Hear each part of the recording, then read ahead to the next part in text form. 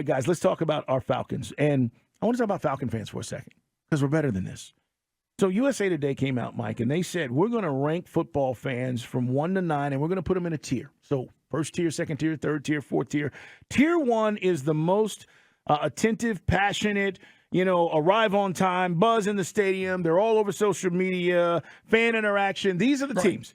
And the tier 1 teams are Browns, Steelers, Packers.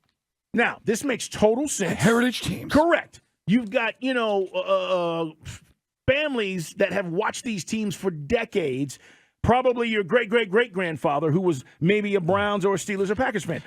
But we are in tier 8, okay? We're not in tier 9. We're not the worst, but we're in 8.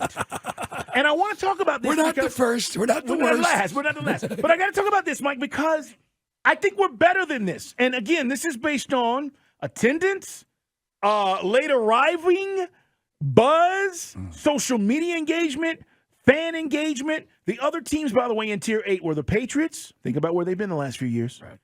Chargers, they made a move to L.A., and they never should have. And nobody goes there. And the Vikings, which is surprising because every time I see the Vikings, it's... Yeah, I don't understand that. I've not been to the new stadium, but, the new stadium is beautiful, and it's filled. And I don't understand what they're looking for. And I know that even in the snow, those guys will tailgate. They show up. Yeah, the Minnesota doesn't make a lot of sense. Patriots fans are still showing up. Heck, man, you had some Patriots fans lobbying for the backup this year, buying the jerseys, when Mac Jones was struggling. So that's a little strange to me. I will say this. I do understand, and I don't agree with much USA Today has to write about anything, but I would understand from the optics, if you watch an NFL game, if let's say you're in the Midwest and you flip over to a Falcons game on the Sunday ticket, the stadium looks empty. Because the major sight lines between the 20-yard line to 20-yard line is empty because all those people are drinking those $20 gin and tonics downstairs in the club.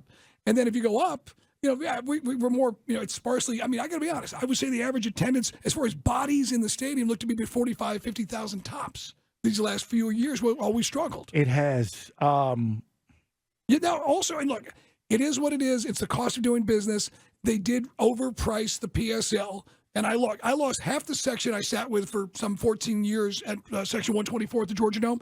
They have made efforts to bring people back into the fold. They have. But I just think you've priced the working man out.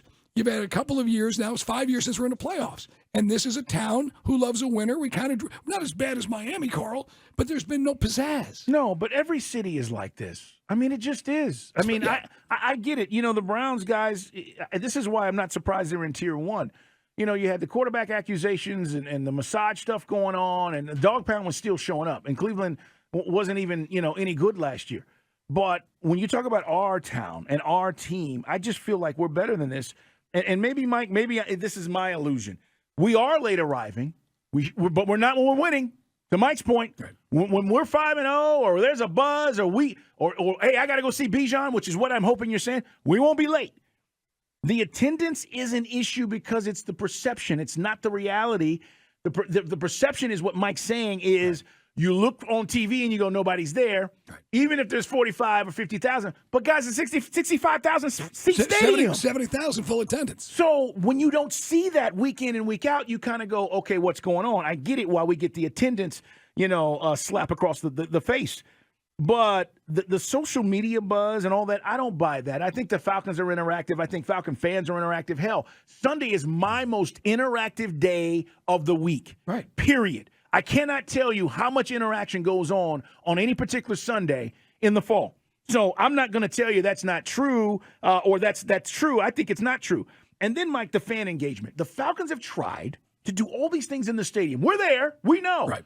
Big shout out to Big Tigger, okay? All these things, the music, the swag, surf. Right. We're trying to do all these things to create some fun in the stadium. But you know what creates the ultimate fun? Winning. Yeah. We haven't done enough of it. Look, for better for worse, and this is not, we're not having the Matt Ryan discussion because his legacy is secure. There's always going to be a part of this town that never understood him, never got him, and never appreciated him. And they were like, it wasn't like it was always great. There was games where he needed to do more, and we again, him and Julio, I'll never understand why we didn't do more in the red zone. Whatever. But there were many years in this town that the fans who were engaged with the Falcons, it started with Mike Vick, and that started, in the early 2000s, and those guys have slowly kind of, paired up. They've kind of fallen off a little bit. And then you've got some folks who just look at it, like some of the guys who sit in my section, and they say it's just too cost prohibitive. There's no way I can validate a personal seat license, which is going to cost me, and again, you can pay up front or you can finance it. I mean, people get a hard enough time paying their mortgage these days. They're going to be financing seats for, 8 games a year.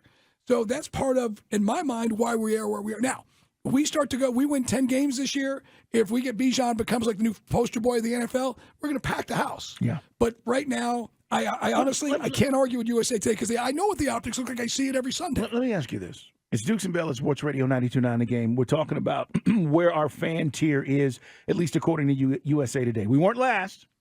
We're second to last. With a bunch of teams that, again, some of this makes sense, some of it doesn't. Mike, let me ask you this. What if the Falcons went to first come, first serve? Do you want to sit and be in the Delta Club or downstairs? That's a $1,500 ticket on any game day. Okay? Right. And that includes your drinks and all the things that go with it. But let's do away with the PSLs, okay? And I know this won't happen because, again, there's money vested. But also, what about the guy that wants to go to a game on any given Sunday, and you let him come, you let his family come, you let his kids come, Mike, and it's a lot cheaper because now I don't have that investment of the PSL. Right. And I just wonder, once you go there, there's no going back. But I thought about this. I'm like, how many more passionate fans would show up on any given Sunday if I knew, hey, it's only going to cost me $200 to get in? I'm going. See, I wish they could allow seat fillers for all the people that want to go sit there. See, I've never understood. Look, you and I were down there for the open house the other day when they had the open practice. And what was we sat for the soccer match? The Gold Wing Suite. It's unbelievable. Unreal. It's state of the art, and I get it. But I'm still, at the end of the day, call me crazy. I'm my father's son. I love to be in the stands, cold beer in my hand. I sit up in 342, and I don't. Most of those amenities on game day are lost on me. I'll never understand, other than the corporate hospitality is the name of the game. But dudes who want to sit 5 deep behind the bench, when you take the stairs and you got the best seats in the freaking house, you're 20 to 20, 100 feet from the field. But sitting in a bar is where you watch, and that's what translates to why USA Today has us in Tier 8. My God, we're Tier 8, Carl. No, it looks terrible on television. The best seats in the house sit half empty. So but again, Carl, that was the business model. It pays the bills. Those suites go for a fortune, and people want to have that. They want to have that option. Yeah. But to me, you look, the Georgia Dome, different time, different era. At the end of the run, it was amazing. It was electric. I love that place. And we still have never captured that home field advantage since we've gone to Mercedes-Benz. No, it's not been there. And Mike, the thing about the Georgia Dome, too, was nobody was there that didn't want to be there. And I almost feel like there's an obligation because some fans have paid all this money to be vested in the things you're talking about. That they got to go, but I got to go get my drink on. I got to make sure that I get my money's worth. And there's more of that going on than there is I want to see this team and cheer them on and perform. But I got to say this. Arthur Smith has said it. They got to do their part. They got to do their part.